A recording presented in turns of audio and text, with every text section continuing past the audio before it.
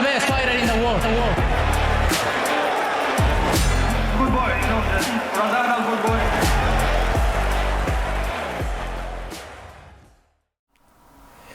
Bonjour tout le monde pour un nouvel épisode de Dans les cordes avec Nathan.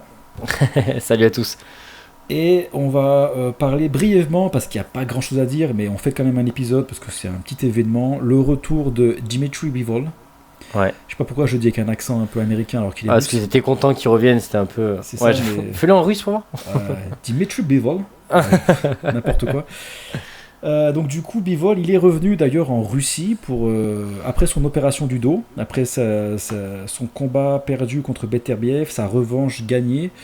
Tout le monde s'imaginait qu'il allait avoir une trilogie assez vite et en fait le Bivol il avait apparemment mal au dos. Ouais. Et donc du coup il s'est fait opérer, apparemment c'est une blessure qui traînait depuis des années. Il a bien pris le temps je pense de revenir. Et là il était contre un mec qui s'appelle Effort. Ouais. Et je sais pas, t'en as pensé quoi toi? Écoute, moi, ce qui m'intéressait au-delà du combat en lui-même, c'était juste de revoir Bivol sur le ring.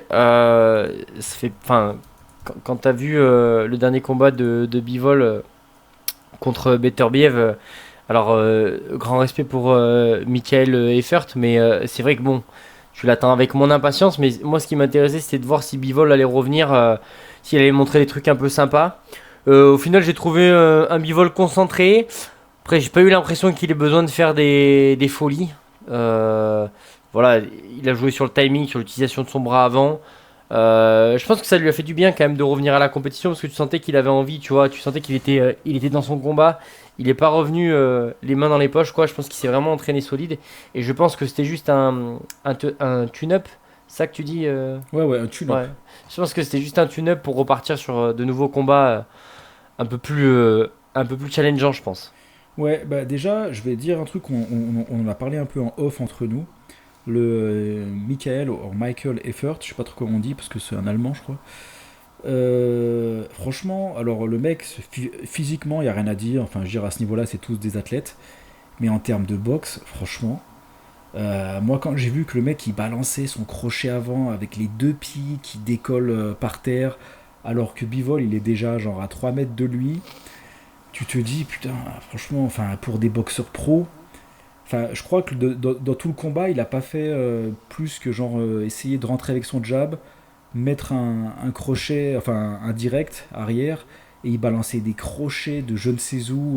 Enfin, à ce niveau-là, franchement, ça m'épate d'avoir, on va dire, une technique aussi pourrie, hein, je le dis quoi. Quand tu mets des crochets avec tes deux pieds qui décollent du sol, tu te dis, mais enfin, où est le Ouais. coach quoi? Moi, je trouve que t'es un peu dur dans le sens où c'est un gars de toute façon qui doit pas se retrouver là pour quelque chose de sérieux, entre guillemets, tu vois. C'est-à-dire que là, en fait, en soi, le petit Michael Effert, il a été utilisé pour faire un turn-up, pour faire tester un peu les jambes et les bras de Bivol. Mais si tu veux, je pense pas que ce soit un gars qui de base ait la carrure pour être à ce niveau-là. Et je pense qu'en fait, Bivol est tellement au-dessus que si tu veux, il peut vouloir faire ce qu'il veut. Je pense que c'est trop dur. Tu peux pas trouver la faille contre un gars comme Bivol quand t'es à un niveau en dessous en fait. Ça existe pas. Il est trop fort. Non, c'est vrai. Bah, déjà, voilà, pour revenir sur Bivol, moi, ça m'a fait vraiment plaisir de le voir. Ce mec, c'est. Alors, je sais que pour les gens qui sont pas forcément dans la pure technique de boxe, il doit être super chiant à regarder. Parce que c'est vrai que Bivol, il est vraiment. Enfin, mais là, je trouve qu'il a vraiment trouvé un style depuis les combats de Beterbiev où, je veux dire, avec ses pieds, tu sens qu'il peut faire tellement plus en termes de mouvement, mais en fait, il est tellement précis, il se recule pile ce qu'il faut, il s'avance pile ce qu'il faut, il maîtrise, il prend aucun risque tout en étant quand même assez Offensif. proche, offensif. Alors là, ce que j'ai trouvé incroyable, enfin déjà, il est revenu, on sent qu'il a pas perdu, on sent il est sharp, son bras avant, il est tout le temps, il est vraiment exceptionnel. Il arrive à avoir un bras avant, une variation de jab, de crochet avant. D'ailleurs, il met Michael Effert dès le premier round, il le met par terre avec Un crochet. avec un crochet avant. Ouais, il contre un crochet avant et après il bondit un peu en arrière. Le Michael Effert, il a rien vu arriver quoi. Et donc du coup vraiment top. Le seul truc que j'ai trouvé, alors après je sais pas pourquoi, je me suis dit c'est bizarre qu'ils le mettent pas KO parce que voilà, tu sentais que Bivol il avait vraiment, il suffisait qu'il passe un peu la deuxième et je pense qu'il était trop, enfin pour Michael Effort. Donc est-ce que il a voulu faire 12 rounds pour, comme tu dis, c'était un tune-up pour se remettre dans le bain quoi. Parce qu'effectivement le mec il revient, il met un mec KO en 3 rounds, c'est sympa mais en fait il a fait que 3 rounds quoi. Donc peut-être qu'il a voulu justement avoir 12 rounds tranquille, il déroulait pour se remettre dans le bain. Parce qu'on sait que c'est super important, enfin je veux dire dans la boxe, ce qui compte c'est le mental quoi, c'est la capacité de se concentrer et tout ça, donc du coup se mettre un petit 12 rounds, je pense que Bivol il avait rien contre. Par contre, là où moi j'ai trouvé qu'il y a un truc qui manquait, c'est que son bras arrière, je l'ai pas trouvé super sharp. Même à un moment je me suis dit, est-ce qu'il s'est pas blessé un peu sa main arrière à un moment? Parce que autant son bras avant était super actif, il faisait tout ce qu'il fallait avec, autant normalement Bivol justement son bras avant il lui sert beaucoup, mais son bras arrière il part très très vite justement pour blesser quoi. Et quand on regarde ses anciens combats, son bras arrière il l'utilise quand même énormément, et là il l'a pas beaucoup utilisé. Et vers la fin du combat, vers le 11e round, je trouve qu'il a essayé vraiment d'accélérer pour arrêter le effort. Et il mettait un peu des combos, mais en fait, c'était tout pris dans la garde. En fait, c'est un peu le problème de Bivol, mais c'est vraiment lié à son style.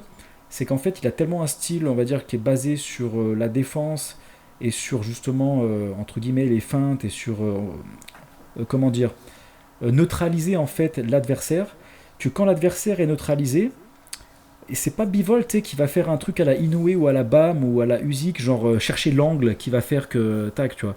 Et tu sens que le mec il était en mode garde haute, et Bivol il envoyait des combos, mais en fait ces combos arrivaient dans la garde, sauf au 11e round, ouais, justement, où il a réussi à avoir le mec dans le bide. Et après le mec il a mis sa garde haute, il a tout pris dans sa garde. Et donc du coup, pour moi Bivol vraiment c'est top, mais j'aimerais bien le voir développer à un moment, tu vois, quand t'as un mec, tu sais que t'es meilleur, normalement tu dois être capable de l'arrêter quoi. Donc là, moi je me suis vraiment régalé. Par contre, à partir du 8e, 9e round, je me suis dit, allez Bivol, fais quelque chose, le bras arrière et tout ça. Donc je sais pas s'il y avait une raison justement à un peu un peu ça ou pas quoi. C'est vrai que, en fait, moi, Bivol, je trouve que s'il y a personne qui attaque en face, ça reste. En fait, c'est agressif mais passif. Tu sais, tu sens que Bivol, là où il est très fort, c'est quand il va te cueillir en contre-attaque. Tu vois, il va t'aspirer, il va mettre son jab, ça va t'aspirer, il va reculer, il va te coller une droite derrière, et c'est celle-là qui fait mal. Après, en fait, en soi, en puissance, je pense pas qu'il puisse avoir une puissance très dévastatrice s'il n'est pas engagé par l'adversaire, parce que si tu veux, les bras sont quand même vachement décollés, je trouve, du buste. Et en fait, il jette vachement. Alors, et c'est pour ça qu'il touche aussi beaucoup et qu'il est très pénible, je pense, à boxer. Mais c'est aussi pour ça qu'au niveau du KO, en fait, si ça vient pas de l'adversaire qui fait une erreur, tu sais, en avançant et qui se fait aspirer, je pense qu'en fait, Bivol, il mettra pas vraiment le KO, quoi. Tu vois, c'est pas des tempéraments et des styles de boxe qui couchent en un coup, quoi, tu vois. Alors, Exactement, si, mais ouais. après le contre, quoi, tu vois ce que je veux dire. Voilà, c'est quand ça surprend le mec. Non, mais Voilà. je suis d'accord. C'est pour ça d'ailleurs que Canelo avait passé une mauvaise soirée. Parce que Canelo, qui était très dans l'attaque, on va dire un peu frontale, Ah, c'est terrible pour lui. Ouais. c'était le style parfait pour Bivol, quoi. Et là, typiquement, non, mais c'est vrai que tu as raison. Bivol, face à un mec qui va pas engager, c'est vrai que tu sens qu'il a pas les armes pour lui-même engager et faire mal, quoi. Il faut que l'autre s'ouvre pour que Bivol rentre dedans, quoi. Ouais, il a une sorte de passivité active. Je sais pas comment expliquer, mais C'est ça, il ouais. est actif-passif, tu vois. Il va te boulonner avec son direct avant, mais paradoxalement, il va pas forcément te mettre le bras arrière qui va te finir et te tuer, quoi. Enfin, Moi, je pense que le jeu de Bivol, c'est la frustration, en fait. ouais. C'est qu'en gros, c'est genre, t'es tellement frustré de voir ce mec devant toi, t'arrives pas à le toucher, mais tu te prends ses jabs toutes les 3 secondes, qu'au final, après, tu fais une erreur et lui, il va capitaliser sur l'erreur. Mais c'est ça que je disais avec son bras arrière. Il y a des moments où le effort, il se balançait, il se lançait, il était à découvert. Et c'est là où je trouvais que le bras arrière, il partait pas, alors que le mec était clairement, on va dire, était clairement hors position, quoi. Ouais, je suis d'accord. Alors après, est-ce que c'était... Voilà, encore une fois, c'était un tune-up, peut-être que son entraîneur a vu la même chose et il va dire, ok, la prochaine fois, il faut que ce bras arrière il parte un peu plus vite. Mais en tout cas, Parce que Bivol là, est de retour, ça fait plaisir. Là, tu penses quoi de la suite pour lui? Bah, il y a l'entraîneur de Bivol que j'aime bien, là, le petit russe un peu là. Ça fait vraiment un peu le petit master.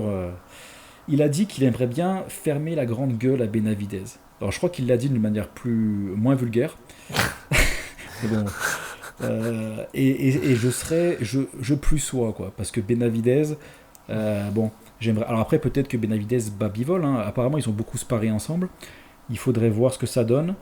Une trilogie contre Beterbiev, si Beterbiev arrive à faire un camp d'entraînement sans se blesser, ça serait intéressant aussi. Ah, la balle perdue, putain. Ben non, mais c'est pas. Enfin non, c'était pas contre, mais c'est vrai que déjà il se blessait beaucoup, et là le Beterbiev il va vers quoi, 43 ans, 44 ans. Ouais, ça commence à faire, il commence à avoir des bornes, hein, le Beterbiev. Hein. Mais bon, Attends, ça fait toujours aussi plaisir Il n'y a de. même pas son âge sur Beterbiev, sur Boxrec. Je pense qu'ils l'ont enlevé son C'est âge. quand les mecs ils sont trop vieux, ils C'est enlèvent grave. l'âge. Ouais, non, en fait, ça n'intéresse personne. Bon, par contre, il faudrait expliquer comment Benavidez il fait son dernier combat à 89 et si jamais il se rebat contre Bivol et qu'il le fasse à 79 quand même. Benavidez, je pense, il peut perdre du poids à la demande selon le montant du chèque, tu sais. En fait, c'est juste une question de avec quoi il va se doper ou pas en fait. Oh, Ouais. Voilà, j'en pense pas moins. Mais en tout cas, pour la suite, écoute, là, il a fait son tune-up. Il a gagné très facilement en mettant le mec à terre devant son public russe. Donc je pense qu'il peut être que satisfait de sa performance. Après, je crois qu'il y a une ceinture, il y a WBC qui l'a mandaté de défendre en fait contre Callum Smith. Moi, ça m'intéresse. Moi, j'aime bien Ok. Callum Smith. Ouais. Callum Smith, là, je crois qu'il devait combattre un autre mec très intéressant. Merde, j'ai oublié. On avait parlé dans un podcast précédent et ça s'est pas fait parce que je crois qu'il y a eu une blessure, un truc comme ça. Donc Callum Smith, bon, je pense qu'il se fait battre par Bivol, mais ça serait quand même un bon nom à avoir sur son Ouais, ce serait résumé. sympa sur le CV, ouais. Ouais.